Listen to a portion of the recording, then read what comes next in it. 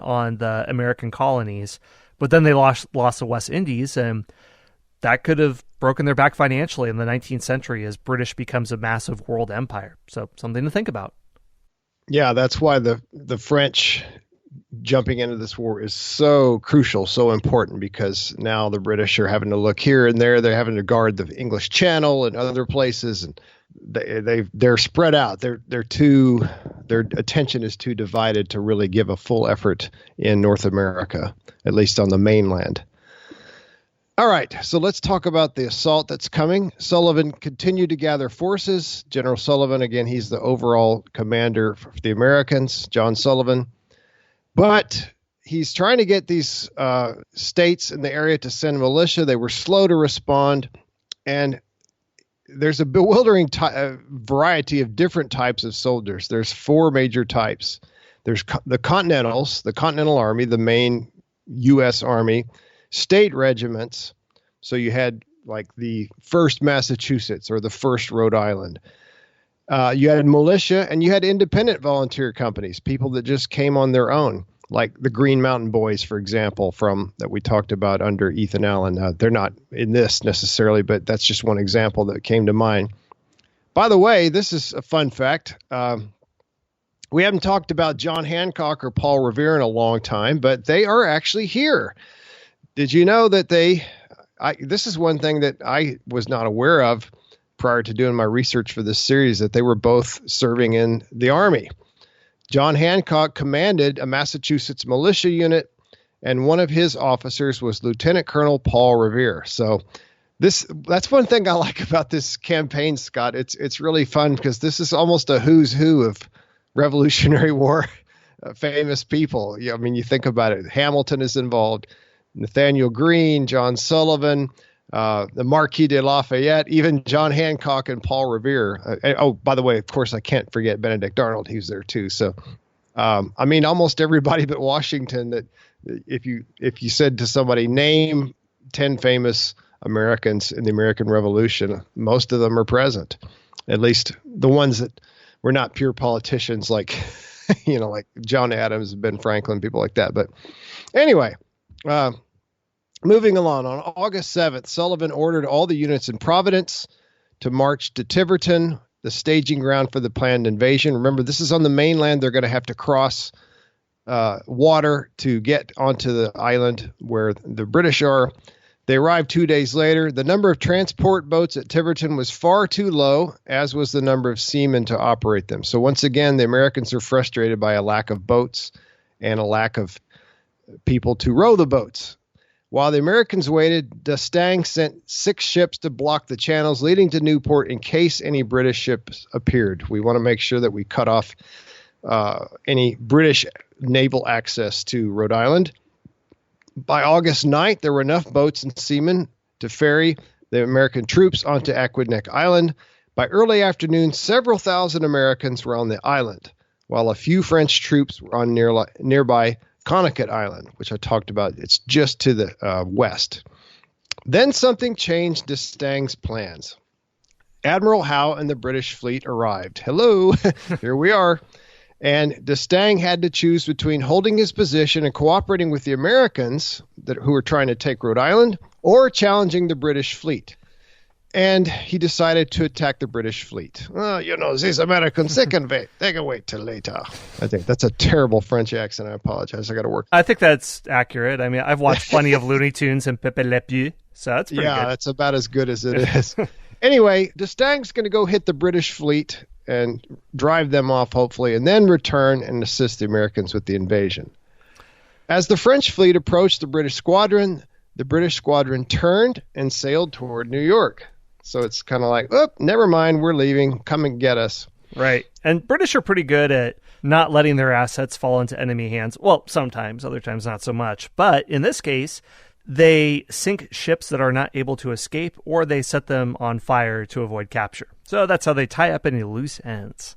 Now we're going to come to parts of the battle, and I'm excited because, James, what was our drinking game thing for the series? Is it for you every time you sing from Hamilton? Is that it? Yes. Okay. I think that's what we settled on. Way too late. We need to go back and at the beginning of the series and insert I'll record a prologue at the very beginning once this is all done, so I'll let listeners know that. Mine is what I've been talking about, my new historical theory that is now sweeping universities across America, from what I've heard, the gypsy spell theory for Washington. Yeah. When he was a young surveyor, he saved the life of a gypsy woman who cast a spell giving him incredible luck because nature herself is constantly helping the colonials. So let's talk about how nature gets involved. Yeah, once again, here we go. Admiral Howe, the British fleet commander, he had set a trap for D'Estaing. He'd planned to circle back around the pursuing French fleet and envelop them. So we're going to have almost a siege at sea, a surrounding of the French fleet. Both fleets were quite spread out and were trying to tighten up their ranks. And as this was happening, lo and behold, guess what happened, listener? You guessed it, the weather intervened. A storm rolled in. By 6 p.m. on August 11th, the storm increased in intensity, bringing fog and heavy rain and forcing the two fleets to disengage from each other. You can't have a naval battle if you can't see the other side, at least back in the late 1700s. Now you probably could because of all the technology we have, but anyway, they didn't. For the next 2 days, gale force winds battered both fleets and destroyed any formation they might have had. By the 13th, the storm cleared away and a series of small-scale engagements between British and French ships occurred. None of these were decisive, but many ships on both sides were damaged, either in these engagements or by the storm itself. 2 minor British vessels fell into French hands.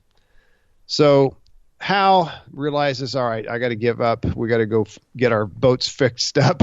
So he ordered the remainder of his fleet to return to Sandy Hook. Meanwhile, the storm was drenching Sullivan's forces on Aquidneck Island. So these guys, they finally got onto the island. They're getting ready, getting lined up, hopefully going to attack the British pretty soon. And the bottom drops out. They're all just miserably sopping wet. You know, trenches are filling up. Everything, powder is getting just ruined. But, of course, it works both ways. The British and the Hessian defenders at Newport are also getting drenched. Many men on both sides had no tent, and they had to camp in the open. And that is not fun. I've done it once as a reenactor. But these guys are doing it for real, day after day. Not going to sleep very well in that weather. I've done it too. I camped once in downpour. Tent got soaked. I woke up completely blue. Somebody said I looked like a zombie. So no fun, listeners, let me tell you. Yeah, these poor guys on both sides, they are not having a good time. On August 15th, Sullivan's Army, which now totaled nearly 12,000.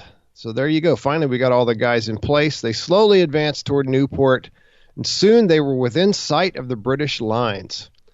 The British had 2 well-fortified lines manned by only 5,700 soldiers. So I don't know if we have any people out there that play Risk or Axis and Allies, but when you play these games, if you got 2-to-1 odds on somebody, you're probably going to win. So the Americans were probably feeling pretty confident, 12,000 to less than 6,000, even though the 6,000 are dug in, 5,700 to be exact.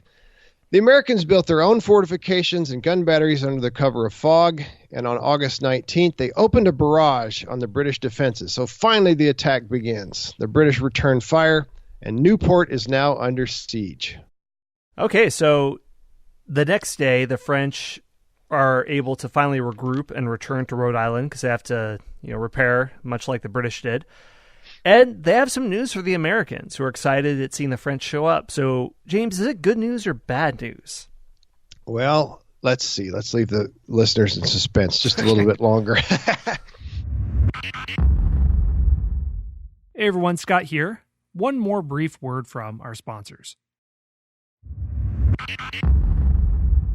On August 20th, a British ship that had been captured by the French arrived at Aquidneck Island.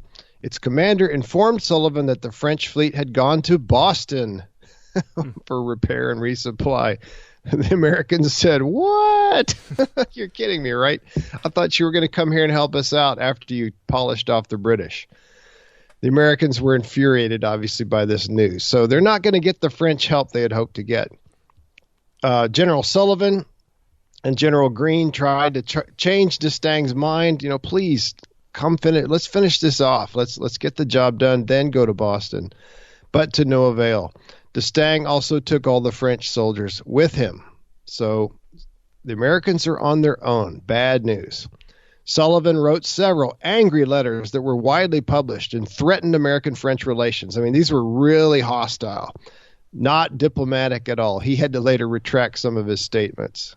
And I'll talk about this more at the end of the episode when we look at the aftermath, but the letters that Sullivan wrote led to French sailors being killed in anti-French riots in Boston. And the American-French alliance, it wasn't as tight as a lot of people think. There were some loose stitching that was happening, and this was maybe one of the low points of it. Yeah, definitely. It was definitely an alliance that was shaky at times. Now, here we go with, once again, this horrible thing that keeps happening. The Continental soldiers' enlistments had expired between August 15th and August 24th. Many of them went home.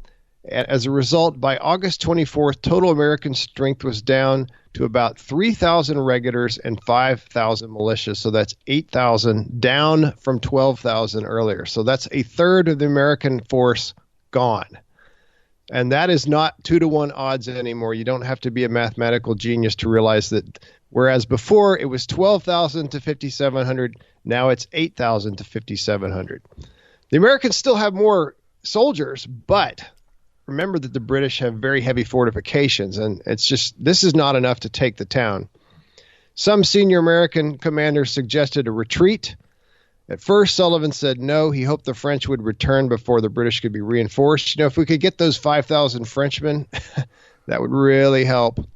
But they did not come. And on the 26th, the arrival of 3 British ships caused Sullivan to change his mind and to begin planning a withdrawal to the northern part of the island. So they're going to stay on Rhode Island or Aquidneck Island, but just disengage from the attack on Newport, which is on the southern part of the island. By the 28th, the Americans were down to 7,000 soldiers, with only about 5,400 fit for duty. That's about 1,600 that were sick or otherwise not able to fight. That day, he ordered a retreat, and the next morning, the Americans began heading north. So once again, this great idea of taking Newport and making it an American/French base has been frustrated. What's the next step there? They're heading north. What are the British going to do now that they're well dug in? Well, the British are going to actually come after the Americans. They're going to come out of their entrenchments and see if they can cause some trouble, some serious trouble for the Americans. Sullivan deployed the bulk of the American army in a defensive line in a valley near a pair of hills at the north part of the island, and there they dug in. On the 29th, the British commander Piggott led a force of about 5,800 British and Hessian troops, so they'd picked up a few more. The next day, a group of Hessians drove back a small American force under Colonel John Lawrence. There's another one of the guys that just keeps popping up. Son John of the Lawrence. first president. Yeah, exactly.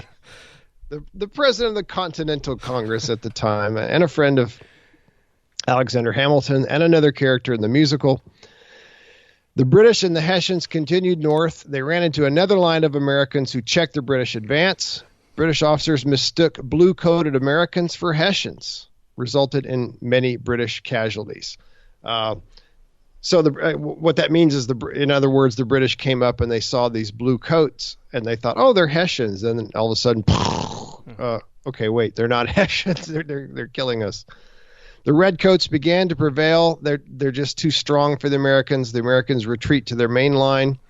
The British continued the attack, gradually driving the Americans back up the island or north. And after much skirmishing with light casualties over 2 days, the battle was over. So this is the end of the Battle of Rhode Island. It results in nothing good for the Americans. Combined British and Hessian casualties were 260, including 38 killed, 210 wounded, and 12 missing. The Americans lost 211, including 30 killed, 137 wounded, and 44 missing. So it's, in terms of casualties, 260 to 211. It's a draw. Nobody overwhelmed the other. And I will say that Sullivan did a good job. He did the best he could. He succeeded in preventing the British from cutting off his retreat from Aquidneck Island. And that was a real danger. When the Americans crossed over onto the island, they were taking the chance that they could be cut off. What if the British pushed them to the north part of the island and then British ships come around behind them